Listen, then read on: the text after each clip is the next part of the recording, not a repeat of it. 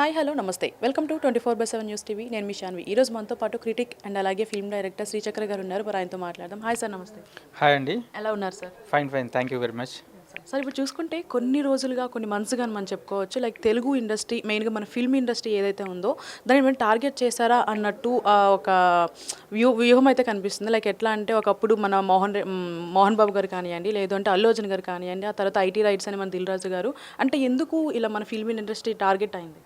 So ఇది target అంటే ఎవరు టార్గెట్ చేశారు అన్నది ఒక ప్రశ్న వస్తుంది.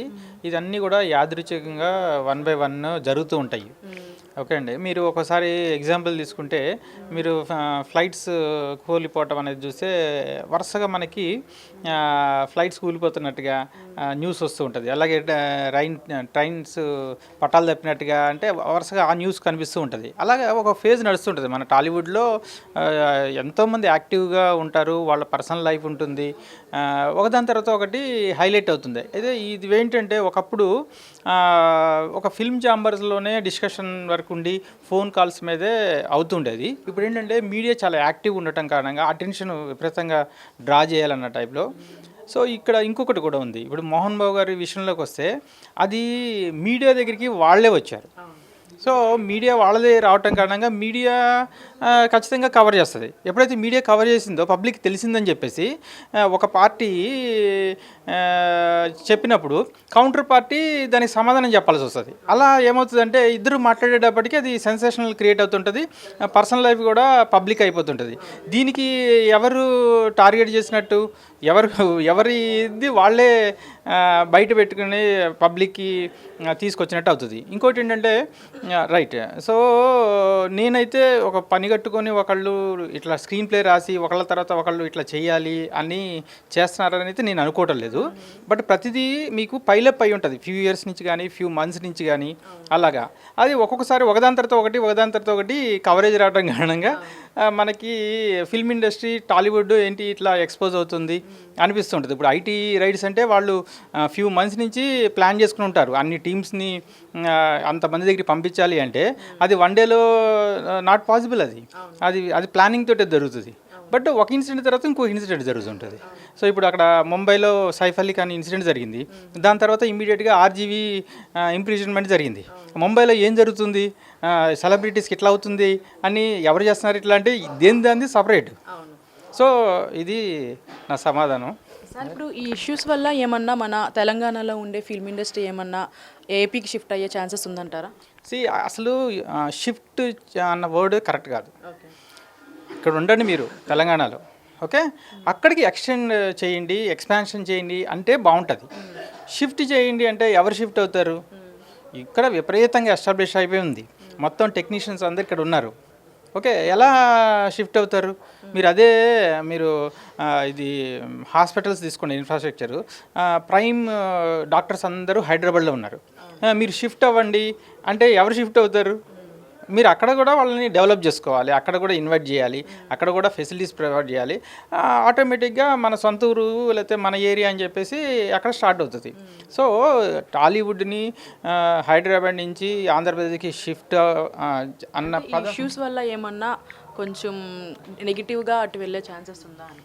ఇవన్నీ కూడా టెంపరీ.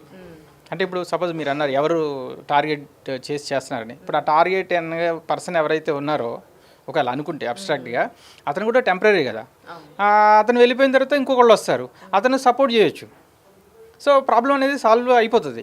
ఇక్కడ ప్రాబ్లం రేజ్ అయినప్పుడు ఎట్లా సాల్వ్ చేసుకోవాలని చూడాలి తప్పితే ఇబ్బందులు పడుతున్నాం ఇక్కడ నుంచి వెళ్ళిపోవాలంటే అది మీరు కేసీఆర్ టైంలోనే మీరు ఆలోచిస్తే ఆయన మాట్లాడిన విధానికి ఎంతోమంది వెళ్ళిపోవాలి, కానీ వెళ్ళిపోలేదు. అధికారంలోకి వచ్చిన తర్వాత మీరు సెటిలర్స్ నేను అనలేదు, దోపిడీదారులని దోచుకునే వాళ్ళనే పట్టగొట్టే వాళ్ళనే నేను అన్నాను అని చెప్పేసి ఆయన ఎక్స్ప్లెయిన్ చేశారు.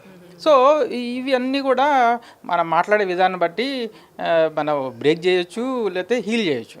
So I don't think so Tollywood shifting అనేది ఆంధ్రాకి వెళ్ళే ఛాన్స్ అయితే లేదు. సార్ ఇప్పుడు చూసుకుంటే కొన్ని రోజులుగా కొన్ని మంత్స్గా మనం చెప్పుకోవచ్చు లైక్ తెలుగు ఇండస్ట్రీ మెయిన్గా మన ఫిల్మ్ ఇండస్ట్రీ ఏదైతే ఉందో దాన్ని ఏమైనా టార్గెట్ చేశారా అన్నట్టు ఒక వ్యూహం అయితే కనిపిస్తుంది. లైక్ ఎట్లా అంటే ఒకప్పుడు మన మోహన్ బాబు గారు కానివ్వండి, లేదంటే అల్లు అర్జున్ గారు కానివ్వండి, ఆ తర్వాత ఐటీ రైట్స్ అని మన దిల్ రాజు గారు, అంటే ఎందుకు ఇలా మన ఫిల్మ్ ఇండస్ట్రీ టార్గెట్ అయింది? సో ఇది టార్గెట్ అంటే ఎవరు టార్గెట్ చేశారు అన్నది ఒక ప్రశ్న వస్తుంది. ఇదన్నీ కూడా యాదృచ్ఛికంగా 1 by 1 జరుగుతూ ఉంటాయి.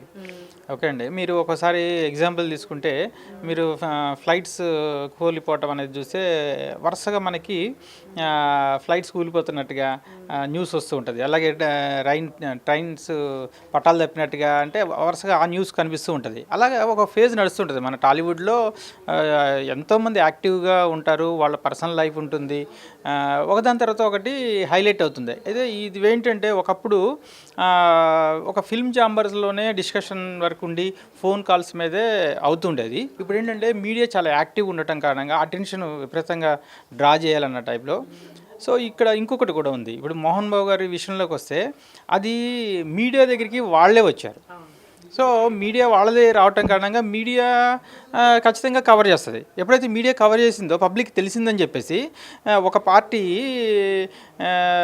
చెప్పినప్పుడు కౌంటర్ పార్టీ దానికి సమాధానం చెప్పాల్సి వస్తుంది. అలా ఏమవుతుందంటే ఇద్దరు మాట్లాడేటప్పటికీ అది సెన్సేషనల్ క్రియేట్ అవుతుంటుంది, పర్సనల్ లైఫ్ కూడా పబ్లిక్ అయిపోతుంటుంది.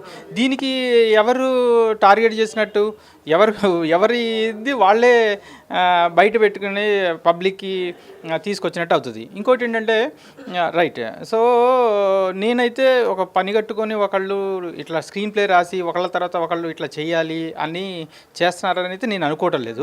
బట్ ప్రతిదీ మీకు పైలప్ అయి ఉంటుంది, ఫ్యూ ఇయర్స్ నుంచి కానీ ఫ్యూ మంత్స్ నుంచి కానీ.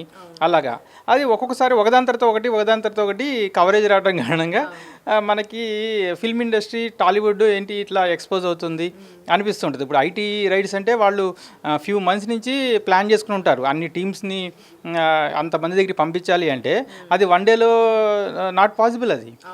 అది ప్లానింగ్ తోటే జరుగుతుంది. బట్ ఒక ఇన్సిడెంట్ తర్వాత ఇంకో ఇన్సిడెంట్ జరుగుతుంటుంది.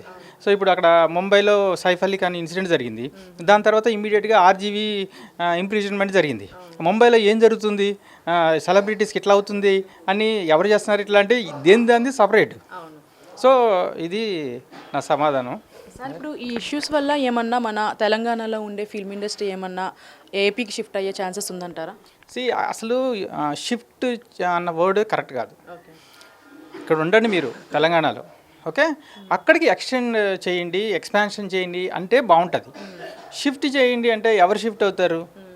ఇక్కడ విపరీతంగా ఎస్టాబ్లిష్ అయిపోయి ఉంది, మొత్తం టెక్నీషియన్స్ అందరు ఇక్కడ ఉన్నారు. ఓకే, ఎలా షిఫ్ట్ అవుతారు మీరు? మీరు ఇది హాస్పిటల్స్ తీసుకోండి, ఇన్ఫ్రాస్ట్రక్చరు, ప్రైమ్ డాక్టర్స్ అందరూ హైదరాబాద్లో ఉన్నారు. మీరు షిఫ్ట్ అవ్వండి అంటే ఎవరు షిఫ్ట్ అవుతారు? మీరు అక్కడ కూడా వాళ్ళని డెవలప్ చేసుకోవాలి, అక్కడ కూడా ఇన్వైట్ చేయాలి, అక్కడ కూడా ఫెసిలిటీస్ ప్రొవైడ్ చేయాలి. ఆటోమేటిక్గా మన సొంత ఊరు లేకపోతే మన ఏరియా అని చెప్పేసి అక్కడ స్టార్ట్ అవుతుంది. సో టాలీవుడ్ని హైదరాబాద్ నుంచి ఆంధ్రప్రదేశ్కి షిఫ్ట్ అన్న ఇష్యూస్ వల్ల ఏమన్నా కొంచెం నెగిటివ్గా అటు వెళ్ళే ఛాన్సెస్ ఉందా? ఇవన్నీ కూడా టెంపరీ. అంటే ఇప్పుడు సపోజ్ మీరు అన్నారు ఎవరు టార్గెట్ చేస్తున్నారని. ఇప్పుడు ఆ టార్గెట్ అనే పర్సన్ ఎవరైతే ఉన్నారో ఒకవేళ అనుకుంటే అబ్స్ట్రాక్ట్గా అతను కూడా టెంపరీ కదా, అతను వెళ్ళిపోయిన తర్వాత ఇంకొకళ్ళు వస్తారు, అతను సపోర్ట్ చేయొచ్చు. సో ప్రాబ్లం అనేది సాల్వ్ అయిపోతుంది. ఇక్కడ ప్రాబ్లం రేజ్ అయినప్పుడు ఎట్లా సాల్వ్ చేసుకోవాలని చూడాలి తప్పితే ఇబ్బందులు పడుతున్నాం ఇక్కడ నుంచి వెళ్ళిపోవాలంటే అది మీరు కేసీఆర్ టైంలోనే మీరు ఆలోచిస్తే ఆయన మాట్లాడిన విధానికి ఎంతోమంది వెళ్ళిపోవాలి, కానీ వెళ్ళిపోలేదు. అధికారంలోకి వచ్చిన తర్వాత మీరు సెటిలర్స్ నేను అనలేదు, దోపిడీదారులని దోచుకునే వాళ్ళనే పట్టగొట్టే వాళ్ళనే నేను అన్నాను అని చెప్పేసి ఆయన ఎక్స్ప్లెయిన్ చేశారు. సో ఇవి అన్నీ కూడా మనం మాట్లాడే విధానం బట్టి మనం బ్రేక్ చేయొచ్చు లేకపోతే హీల్ చేయొచ్చు.